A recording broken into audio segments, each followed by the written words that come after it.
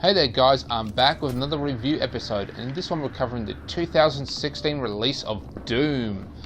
So, this is a sequel to the other Doom games. You still are the main character though. It's just basically he's been frozen in time. He wakes up to, of course, into the late future, where the world is more accustomed to the concept of hell. In fact, the whole concept of the reason why they reopened it is because they can use hell as an energy source to power the world. So this episode is going to be short and sweet. I'm just going to cover, the simple bullet points. I'm going to start off with the enemies. Now, there was a huge assortment of enemies. They all look different. They all have different abilities. They all have maybe slightly different tactics on how to kill them. They were, disgusting, they were horrifying, they were just, overall ugly, which is great. They're very articulate, they, get everywhere, they hit you with everything. I love the way they moved, how they changed the environment. It's just really interesting to see. However, I do feel that they didn't do a proper lighting test on the enemies throughout throughout some of the levels. Now, I felt, this is just me, this is my personal opinion, that a couple times throughout the game, not most of the game, just every now and then, you'd come across a level where some of the enemies just didn't feel like Doom enemies. In fact, they looked like a Skylanders enemy. Really cartoony, just something that almost felt like it had a funny name just based on what it actually looked like. I'm just saying that was not the case throughout most of the game. Most of the game it was pretty, standard, and of course a different level meant they, looked more horrifying, but every now and then you'd get a level and then you'd see an enemy that just looked like a cartoon. But overall, I love the enemies, I love the fighting, the whole concept of them was just awesome. So we're going to move on to the level. Now you can see that the graphics are pretty good, but they're nothing to really brag about throughout the entire game. Maybe there's like a cutscene that's got a, decent graphics. However, there's not that many cutscenes in it because this is a Doom game, and yes, the game's just mostly a shoot 'em up, and they kept to that. They couldn't take too many creative liberties in regards to Doom, because they have to keep it a Doom game, and that's exactly what they did, and they did it quite well. Not going to die again. No, I'm not. It's probably not the best level to choose to do this review because you fall off the edge and die. Pretty easy. So going into like the environments, you bounce from the surface of Mars to enclosed spaces and to hell itself, which is really interesting and fun. I had a great time, especially bouncing to hell. That was really good. You do that about 3 times throughout the game. They pulled it off quite well. I don't have anything bad to say about that at all. But the concept, I did find that a couple levels started to get repetitive. I mean, you have to enter sometimes a level 2, maybe even 3 times, sometimes even 4 times. They just recycled a couple levels over and over again, which it did suck. I actually turned it off a couple times because I simply got bored. Not because I was overwhelmed or, just having a bad time. It's just, I got bored because, it was the same level again and again. But granted, that only happened maybe a few times throughout the game. The rest of the game, it's all still pretty fresh. It's all new. And, constantly chaining is just, a couple times here and there. It just got a bit repetitive.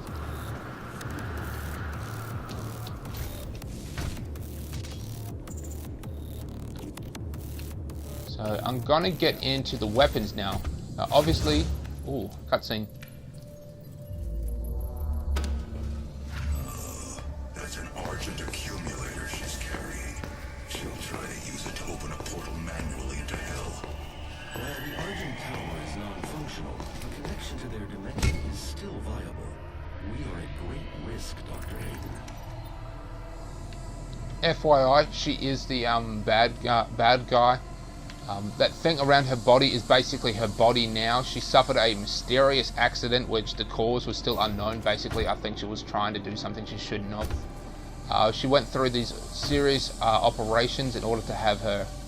She basically had her limbs replaced with them, mechanical components. So she's got things coming in and out of her, and she doesn't take any pain medicine for it.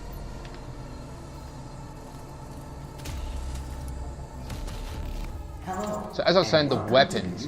Now, you've got a whole, huge system of weapons. Here they are here. No, that's a grenade, which is also a weapon, but here we are here. Now, you've got a huge assortment of weapons, but the problem is, which I found to be the most pain in the ass thing about in the game, is that these weapons just chew through ammo so fast. And of course the game gives you plenty of ammo, but it gives you ammo for the shotgun mostly. So you'd go through a weapon, you chew up most of the ammo for it, and then it switches back to the shotgun, and that's the weapon it gives you most of the ammo for. So you'd go firing away, you'd kill like maybe 2-3 enemies, and then you're back to the shotgun. Go choose a different weapon, another sci-fi awesome weapon, back to the shotgun. Same again and again and again. And the shotgun is the most boring weapon in the game. I know it's an iconic Doom weapon, but it's still the most boring weapon in the game, and I just, it drove me nuts. It's like the one real bad thing I hated about the game. It's like they could have just simply added more ammo in for the other weapons. So, whether you like it or not, you're going to be using the shotgun throughout most of the game. Most of your killing will be done with a shotgun, whether you like it or not, and I did not like it. But ultimately, I love the effects the weapons have.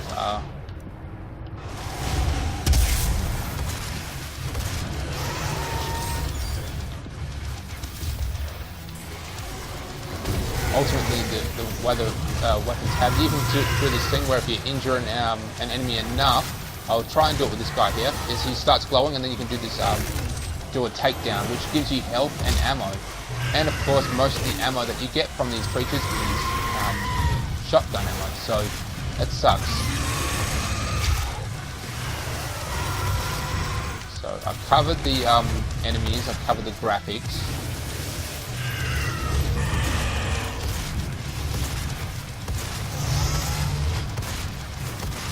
Now I'm just going to do a bit of gameplay here. As you can see, it's pretty fun. These enemies here, you have to make these the priority, because luckily the game gives you lots of health.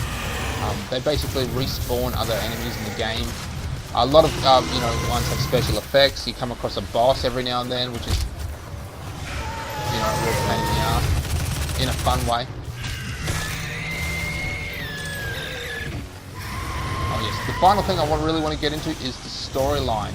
Now the storyline was, pretty interesting, different to what's on the market nowadays. Remember, this is a Doom game, so they can't, take too many creative liberties. They have to keep it a Doom game. And as I said, that's what they did. And they did it well. You did, however, question a lot to what the hell is actually going on. I mean, you know what to do, you know where to go, you know why to do it, but you don't really understand the concept of the world around you. Like, who is this, the boss man, the guy who's in charge, who's actually a robot? It's like, okay, they're just going to throw a robot in for no reason, not explain why this robot is sentient. Granted, you could find bits of information about people and, the environment around you, but it's basically you have to find them throughout the game on your own time. You'd have to find them throughout the game on your own time, and then read about it, and it just became a pain in the ass for me. I did not like the way that was presented. I would rather throw in a couple more cutscenes in there. But ultimately, this game is pretty good. Now, I love this game, but I wasn't in love with this game. I have no intention of playing it again anytime soon.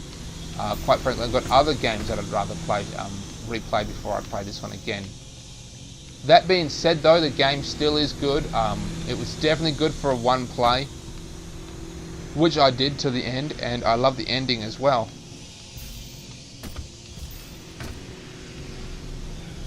Ultimately, I think you should get this game.